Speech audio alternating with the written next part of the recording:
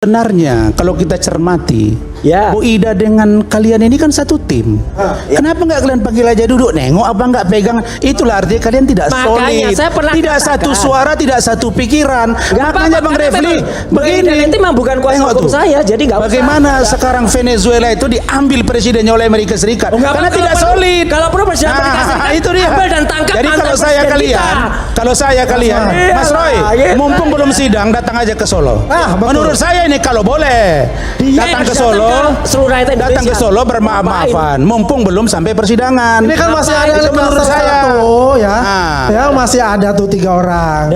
Kalau mau datang ke Solo, ngomong lagi tuh. nanti saya akan temani untuk itu. Apalagi kalau tidak bisa mencerna. Persoalan ijazah Jokowi bukan sekedar isu personal, melainkan menyangkut integritas dan kejujuran di ruang publik. Jokowi disebut-sebut memiliki bukti otentik terkait ijazah yang dapat mengubah arah kasus secara signifikan.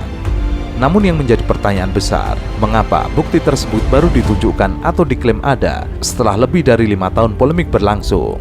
Dan punya tawaran-tawaran. Coba ditanya tawarannya apaan? Bagaimana ya? Kok omong kosong? Bisa omong kosong nih, omong kosong nih. Ini omong kosong.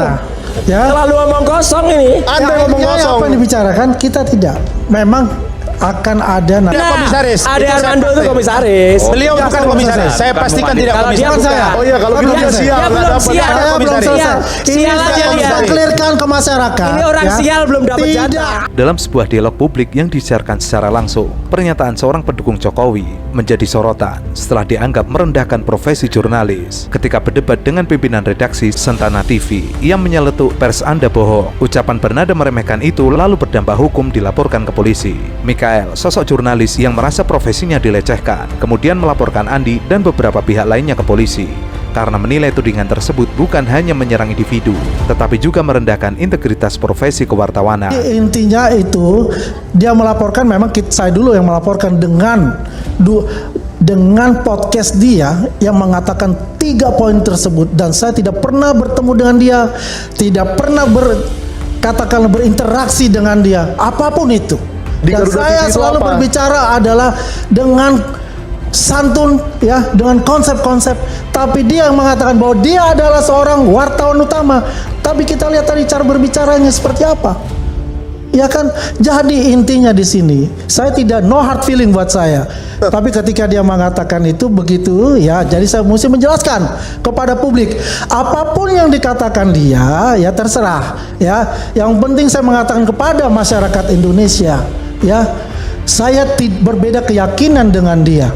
Ya, saya Islam. Apakah saya harus memoto kalau saya sholat Jumat? Ya, kenapa dia berani-berani mengatakan saya tidak punya kiblat? Berani-berani mengatakan bahwa saya PKI. Apa dia maksudnya itu? Itu saya yang ngomong atau Rismon? Ada, sudah, tenang aja, situ sudah ada semua transkripnya. Gak usah lah kalau sudah ada transkripnya. Jadi Anda tidak bisa. Jadi publik bisa menilai, masyarakat Indonesia menilai bagaimana seperti mereka. Ya, video jadi intinya yang dibuat itu mengenai Rejo. Ya, saya minta kepada Bung Darmizal, Bung Rahmat, laporkan dia karena telah menuduh Anda telah memberikan provokator lagi. Ya, seperti itu. Udah, panci kosong, diketuk, narik bunyinya. Itulah Roy Suryo. Bang Egy Sujana yang menyebut itu iming-iming. Anda jelaskan, bukan saya menuduh. Ini sama aja nih gilanya. Pelaku kuasa hukum Mas Roy. Kemudian kami mendampingi Mas Roy ke Polda Metro Jaya, mengambil satu langkah hukum yang cukup tegas. Hari ini Mas Roy memperjuangkan martabat dan harga dirinya, membela harkat dan martabatnya dengan melaporkan 7 orang dari kubu sebelah. Ada 7 orang yang dilaporkan oleh Mas Roy. Dari kita belum tahu kubu sebelah ini apakah afiliasi kah, apakah sama seperti yang dari Partai Demokrat kah. 7 orang dan tahapannya sudah diterima, LP-nya sudah naik kepada Pro Justisia tahap penyelidikan. Dilaporkan karena? Dilaporkan dengan pasal 433 ayat 2 KUHP yang baru dan pasal 434 ayat 1 KUHP yang baru, yaitu pencemaran nama baik dan dugaan fitnah. Dan hari ini LP-nya diterima. Dan kami akan mengumumkan itu secara resmi pada tanggal 8 hari Kamis di Polda Metro Jaya. Siapa 7 orang yang sudah dilaporkan, dan kemudian mereka itulah yang akan menghadapi proses hukum berikutnya. Nah, saya ingin Andi Azwan terlihat panik saat kuasa hukum Roy Suryo membeberkan informasi mengejutkan di hadapan publik. Dalam pernyataannya, kuasa hukum Roy Suryo mengungkapkan bahwa kliennya telah resmi melaporkan 7 orang atas dugaan pencemaran nama baik. Laporan tersebut telah diterima oleh pihak kepolisian dan rencananya nama-nama tersebut akan diungkapkan oleh Roy Suryo ke publik pada hari Kamis besok. Terkait dengan laporan kami hari ini, ada 7 orang yang diduga kuat melakukan tindak pidana pencemaran nama baik dan fitnah itu. Nama-namanya kami sebut. Pencemaran dan fitnah seperti apa sebenarnya yang dimaksud? Sudah ada 7 orang ini. Mungkin saya belum bisa buka karena ini baru informasi awal ya, informasi awal saya sampaikan. Nanti hari Kamis itu Mas Andro baru kemudian semuanya akan lebih jelas siapa saja Berarti orangnya, nggak kemudian eksklusif dong, perbuatannya. Bang. Ya eksklusif itu dibuka artinya aja. eksklusif itu artinya informasi perdana untuk TV One. Karena media hari ini nggak ada yang tahu. Saling lapor terus, Media hari ini nggak saling ada yang lapor tahu. semua. Tapi memang sengaja hari ini Ya kan? tidak mengundang Menarik gitu, teman-teman tersangka media. melaporkan juga kan? Kami tidak mengundang teman-teman media karena masalah. kami ingin pastikan bahwa LP-nya diterima dulu. Begitu LP-nya diterima, baru kemudian kami sampaikan hasil. Tapi nama Bung Andi Azwan nggak ada ya di sana, sesal lagi dijawabnya di sana. Mendengar pernyataan itu, kamera menyorot ekspresi Andi Azwan yang tampak berubah. Wajahnya terlihat tegang disertai senyuman kecut yang sulit disembunyikan. Gestur tubuhnya pun mencerminkan kegelisahan seolah mencoba tetap tenang di tengah tekanan situasi. Sangkaan pasal pencemaran nama baik, Bung Aris ingin menanggapi, tapi sebenarnya Bung Andi Azwan nih. Bung Andi Azwan juga menduga jangan-jangan dari 7 nama yang dilaporkan oleh kubu Roy Suryo CS ini masuk lagi dan dilaporkan Bung Andi Azwan ya. Iya, Andro. Kalau kita lihat ya, cuma pertanyaan saya ini tersangka melaporkan gitu lah, pencemaran nama baik. Ini kan pertanyaan juga. 7 orang pula kan yang dilaporkan itu. Satu poin itu.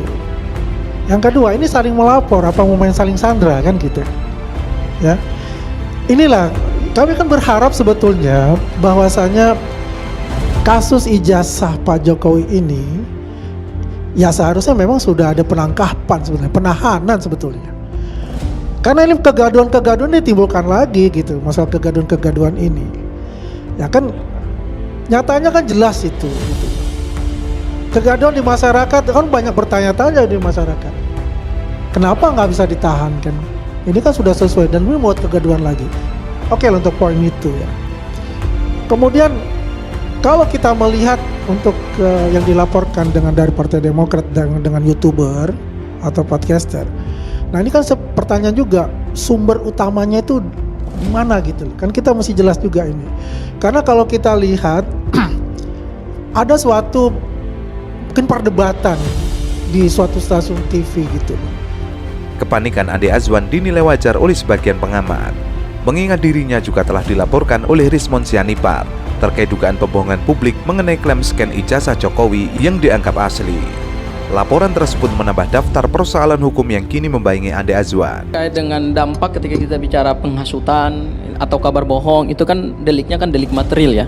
Nah, kami punya pengalaman juga nih Mas Andro.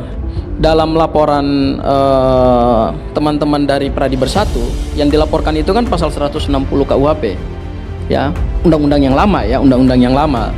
Dan kami pada saat saya melihat laporan dari Bang Lecumanan ya, itu di TV sebelah waktu itu kami lihat itu korbannya justru adalah korbannya Pradi Bersatu ya. Nah, pada saat itu saya tanya ke Bang Ade, kalau Pradi Bersatu adalah korban, bagaimana kita merumuskan secara ilmu hukum pidana material bahwa ada satu organisasi yang menjadi korban dari isu ijazah yang diduga adalah ijazah palsu. Tapi kan kemudian LP itu kan lolos. LP-nya lolos dan kemudian pasal 160 itu kan dijadikan sebagai dasar penetapan tersangka untuk yang klaster pertama. Ya, yang ada 5 tersangka itu yang dari TPUA dan kemudian beberapa dari mereka juga kan menjadi klien kami juga gitu. Jadi laporan pasal 32 35 pembohongan publik ya terkait scan ijazah asli Joko Widodo, karena kemarin ya kami tanyakan langsung kepada pengacara Pak Jokowi, nggak ada itu scan ijazah asli itu. Pengacaranya Pak Jokowi kami tanya pada saat face to face itu, kami tanyakan, dan kepada penyidik juga pada saat istirahat, nggak ada itu, nggak ada file scan ijazah asli itu di tangan orang lain, karena ijazah analog itu disita oleh Polda Metro Jaya. Gitu. Telah membuat gambar yang tadinya tidak orisinal seolah-olah orisinal. Ini jelas masuk pasal 35 Undang-Undang ITE kalau polisinya objektif. Dan kemarin kita pertanyakan lagi itu gelar perkara dan Pak Dirpidum, kita tunggu janjinya. Pak Dirpidum mempersilahkan teman-teman, ada Pak Beni Parapat di sini juga, ya, untuk lapor lagi. Dan kalau kemudian jaminan dari Pak Dirpidum itu tidak terbukti, berarti kemarin kami di gelar perkara sempat melapor nih Pak. Oh, sempat melapor dan ditolak. Ketegangan kembali memanas di ruang publik setelah tayangan debat di televisi nasional memunculkan polemik baru terkait dokumen pendidikan yang ditampilkan oleh pendukung Jokowi, Andi Azwan. Dalam siaran tersebut, Andi menunjukkan sebuah hasil pemindahan ijazah yang ia klaim sebagai bukti autentik dalam perdebatan mengenai dokumen ijazah Jokowi. Namun tidak lama setelah tayangan beredar, tim Roy Suryo dan kuasa hukumnya menyatakan menemukan dugaan kejanggalan visual yang menurut mereka adalah tidak asli. Kenapa saya bilang enggak? Gini, yang ditunjukkan Andi Azwan, nanti akan saya tunjukkan analisisnya. Itu sama dengan yang Dian Sandi. Dian Sandi, bedanya apa dengan ini?